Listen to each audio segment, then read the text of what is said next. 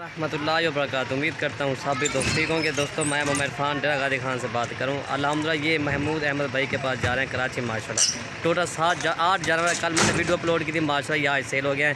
महमूद भी आप चेक करें, ये 3 ये हैं और 4 और दाने वो भी आपको मैं दिखा दूँ। ठीक है भाई, थोड़ा ऊँचा कर, 5 और आपको मैं दिखा देता हूँ।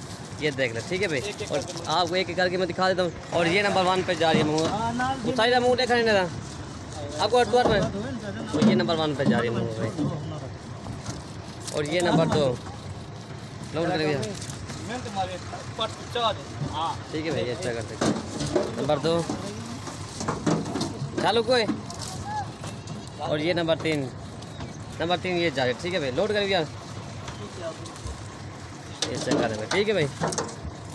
और ये नंबर 4 लोड गया, लोड कर ये नंबर 4 हो गया।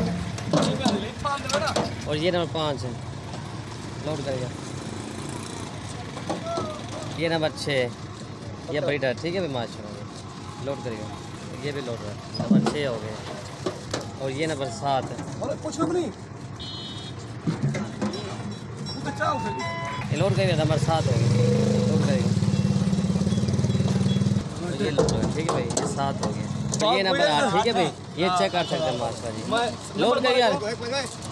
800 रुपये बारू के अंदर आएगा, ये लोड कर भाई, ये माल अंदर मैंने बता दिया, ठीक है भाई। ये गाड़ी का नंबर है और ये चेक कर सकते हैं, ठीक है भाई। महमूद भी आप चेक करें।